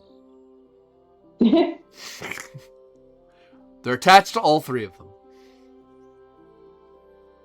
I think it's more like it's like Fettered Heart is a story. It's a setup. I like that payoff. But on the other hand, Outcast Fairy and stuff like that, we can all be weird loners Fettered Heart is very much this is a quirk that pushes a story, whereas the others are a bit more like this could push forward a story. It could also just be a weird thing. Yeah. For Fettered Heart, though, would you have any idea what organization it might be if you did it? Not at present, no. Because part of why I was still undecided on which quirk was because I was waiting to see if other people brought in an organization that I thought would be fun to play off of, but... Well, one thing you could pull from, of course, is just the crown. The crown of the kingdom you're in, yeah. Yeah. On one hand, Stubborn Sign was really fun because Vivius and Imbrinius, as we were discussing in private, were the breakout characters of last campaign.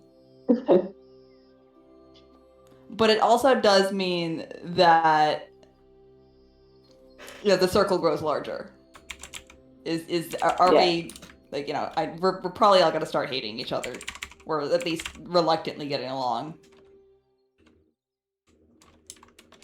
But it becomes less. It's a larger group, for better and for worse. Yeah, because one of the things I was discussing with Oranon was I definitely get the feeling that because I feel it'll be very unlike last campaign where outside of Lucius kind of being a little bit being an egotistical brat, the party came together and got on the same page about wanting to do the right thing pretty quick, whereas I could see that being a bit more of a frictionful process with this bunch. Yeah, I'm leaning toward either Outcast Perry or Fettered Heart at this point, and I will decide ahead of... Yeah, take your time. No, now. Yeah. Now or never.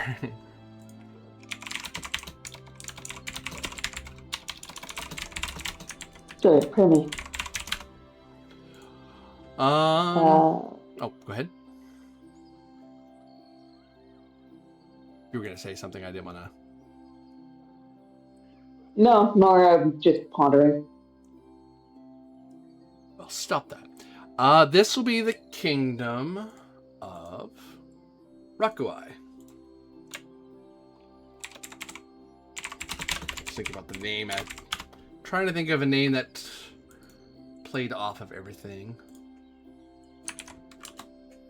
That's the crown you're within. That is the crown land you're within. And I'm gonna make that my origin then.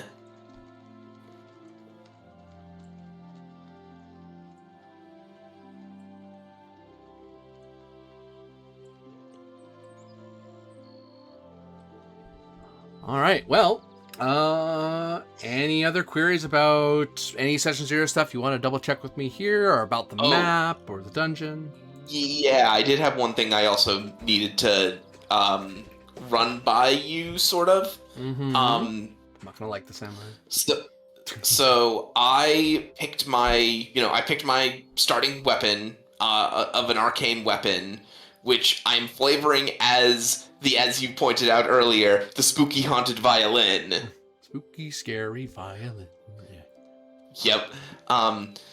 Which what I think I want to do with this is it's not a custom weapon. Uh-oh. It isn't a custom weapon. However, I would like to try and keep this as my weapon. One thing you can do. Strings. One thing you could do for custom weapon ideas, one of the suggestions they give, or one of the optionals they give, is that you pay money to improve a weapon you already have. You ensorce a weapon you already have. Right. And there's a cost to giving it new things. Yeah. And given that we're in a primarily high fantasy setting, for the most part, that's probably what you would do. If we were in a more Mhm. techno fantasy place, I go, but you don't have a choice. You get magic spheres to slot into your item. Yeah. Yeah, figure Yeah. straight up materia is how that works. It's the short story, Right. although it's not quite as cool as materia, but it's pretty cool. Yeah. But it's like, it says, well, if I want to improve your weapon, find a seer and slot it in, and it does the thing. Whereas you can pay to have artisans work on your violin to give it certain powers, or you might find a denizen within the dungeon that can do it for you. Dungeon's probably more likely, I think, given the theme that it's an arcane violin. Yeah, because that's the thing I was thinking of. Is like I feel like it would be more thematic and fitting with the vibe of the character and also the dungeon if like we come across stuff in the dungeon that I might be able to use to, give my violin something of a boost, as opposed to getting a whole new weapon. I find a thing that I'm able to absorb with the violin, and it gets better. Well, yeah, because mechanically you would go back to town and sell it back and say, could you make this into something else for me? It's like, oh, sure, we can do that. Yeah. Especially since you have an artisan town. It's good that you have an artisan district, or I'd be like, you're kind of stuck. Because no one chose to have an artisan district. Stacks maybe would have been pulled off through through research or something, but yeah, you don't sound like a research character, so. I'm nope. You did your stint as a lore master. You've done your time. I did my time as a look. If I never have to roll an insight roll again, it will be too soon.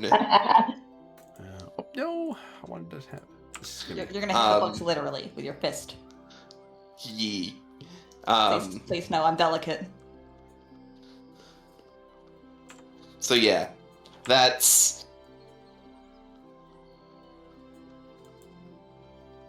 This. How long has everyone else been living here? Something like this. Is everyone are they fresh off the boat? Perhaps literally. Or remains of a boat, perhaps. Or has anyone here been adventuring for a while, and that's why they got those initial 5 levels?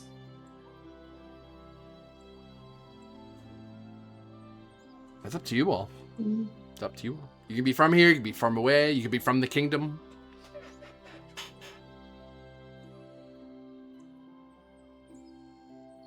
I have to be from here because of how I've set up my plot. Well, technically you're from the dungeon, not really from here. Yes, but I think it has to be a little bit of a time skip, so maybe like a month.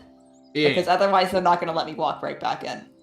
Yeah, because you have to at least check in with the guild mistress going, hey, I want to go back in. You have a book. What's your name? What's your name?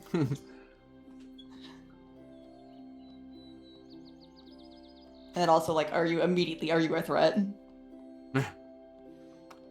I think I'm from the kingdom, but I'm not from here. So you're from somewhere else in Rakuai. Yeah. Well, yeah, I'm from some other actual port city in Rakuai who signed up on a pirate ship and then plied the waters outside of Rakuai for a while and then sunk.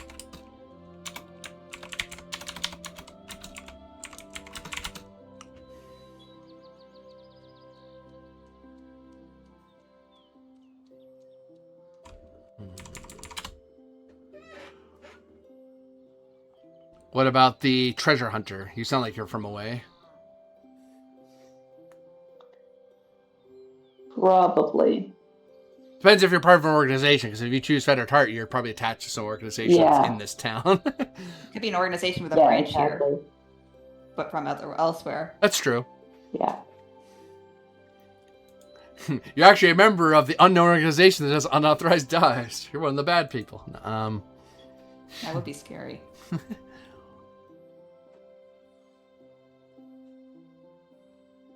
Any other queries for me before I wrap things up?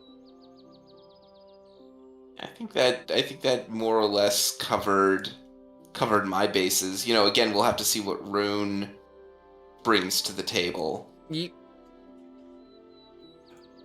Any just off the elbow thoughts on name of the town? I'll definitely have one by the time we start again. But if anyone has any ideas, I'm willing to field them. Because the kingdom name I had a pretty good idea what I was going to pull from. Town name, I'm not as sure. I mean, I know it's Dungeon Town of something. It's called something. Yeah. Has the town name changed since the dungeon opened? No, because the town was built. That's why it's a dungeon town. It was built specifically as a way to delve into the town. Initially, there was. Actually, let me think about that. There was the first thing that was built was this area. The adventuring district, if you will, where there's the various Far River and Near River nobles, the guard. Like this was everybody. But eventually, over the decades, more and more people moved, so more and more buildings got built. And it's like, yeah, there probably was like a little pier here once upon a time. And then researchers came, and then crafters came, and then these mysterious other people came, and all of a sudden there's this massive dungeon town that if this keeps going on for more decades, it's gonna sprawl across the river.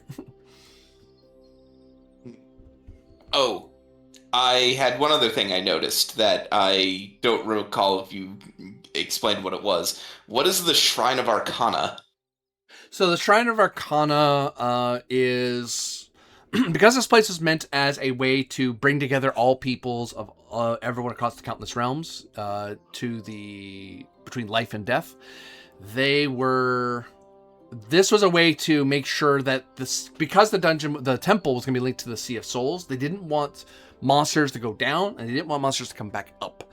So they needed a magical shrines to kind of contain whatever magical power was within it. So while they were building and digging down, they didn't inadvertently spew a bunch of energy straight up into the surface area. Like initially, before the princess disappeared, there was Princess Keep, and then there was the temple being built, and that was it. And then over time, the Near River nobles and Far River nobles moved in because it was just easier to have a member of your house here, like someone of the Lee family or the Huden family, to come over. And go, okay, well, we'll just send one of our kids there to help you out with what you're doing. But once the shrines were built, the shrines probably one of the first things that were built, along with the Princess Keep. And this is also where people like Arcanum or Spiritualists will pray before they go into the dungeon. Or if they come out of the dungeon, they'll pray on behalf of somebody. Or if someone perishes, they'll leave a memoriam at the shrine right away. And if they need further burial rites, they'll go to the guild hall and they'll set them up in a graveyard somewhere in the north of town.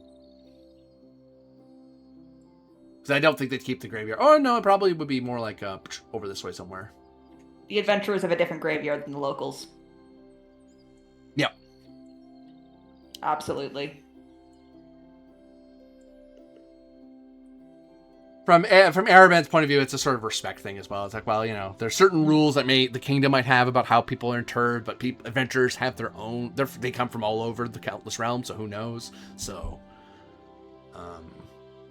if the Lord Mayor takes care of the town graveyard, and the guild hall takes care of the adventurers, because that's the benefit of the guild hall. They make sure that you're not abandoned. You always have in theory, you're all supposed to be on the same side. You're all adventurers. You're all here for the dungeon.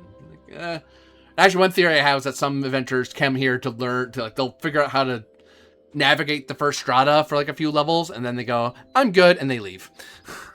That's like, you don't get to go in the dungeon anymore if you leave. Okay, I'll go somewhere else. This was fun for a couple of weeks, but this is above my pay grade. Yeah.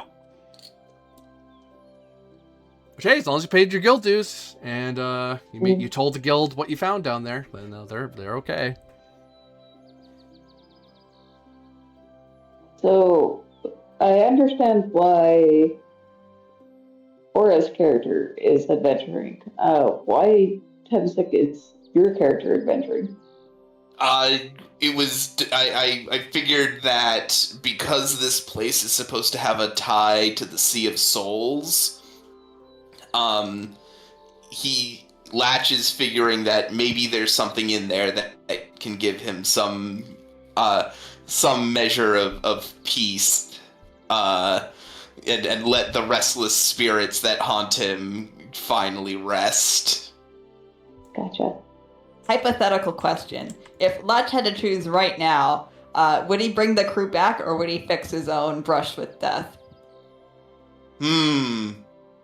That's an interesting question. One that I don't know if I have a good answer for at this very second.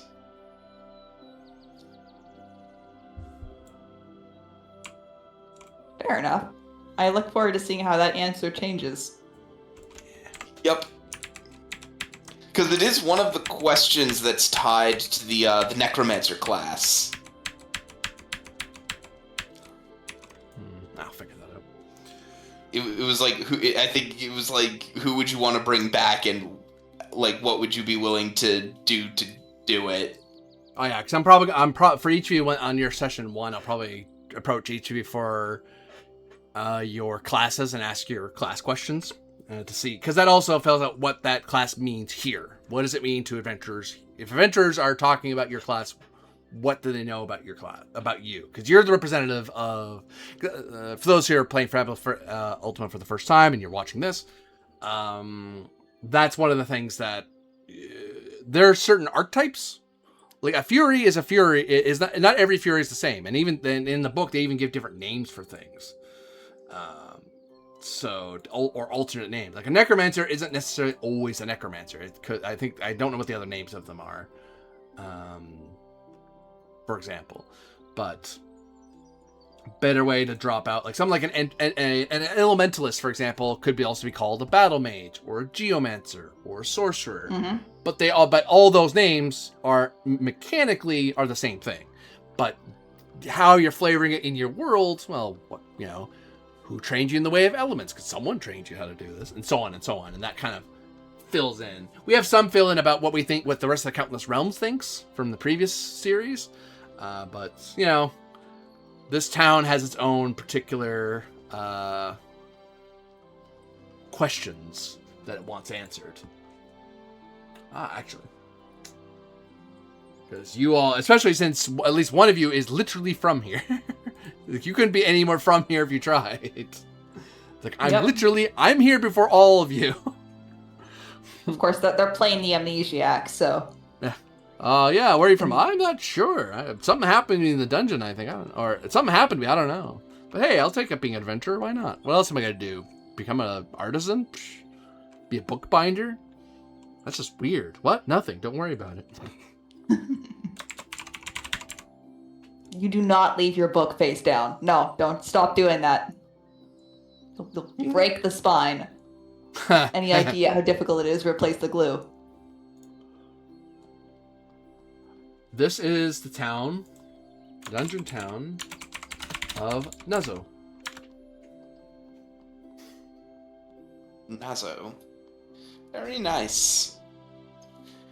Not so nice after all, is it? No, I'm just kidding. Sorry. God. Boo. Boo. Dungeon of Nazo? Dungeon town of Nazo. But whatever. Just a habit. All right. Well, if there's nothing else for now, I think we'll wrap it up here. And next week we'll do our session 1 of Dungeon of the Lost Princess. I'll have the town filled out by then. And I'll have my dungeon mechanics more hammered out. I really have to figure out how exactly I'm going to do it, but I have a pretty good idea. Won't be as automated as the Hexoxo system that I had in the last series, but it will all work out. So for all of you watching out there, thank you very much for watching. For those of you playing and about to play, thank you for playing, and we'll see you all again next time. Bye. Bye. So long. Ready in my blender for next week. Yeah. I have now I Now I have to pay Oranon money. Money. I have to pay Oranon Zenit. It can be exchanged for goods and services. Yes. Wait, you don't barter goats? What's wrong with you? A little difficult for me to do that across a border. I mean, yeah, no, this is somewhat, I don't know, I was going to say short. Yeah, it's a little bit short by about a few minutes, but I think we had a good bit of time there. Yeah. I wasn't sure how much we were going to do, but I was like, session 0 is probably, Fabula Ultima definitely needs a session 0. Like, it just to get the ground set, because that helps answer all the other questions. It's like, what questions do you have? Is there even a faction to be part of? Yes, minimum, there's at least, 2. There's the guild, technically. The crown, that's 3. And then the guards themselves. And then these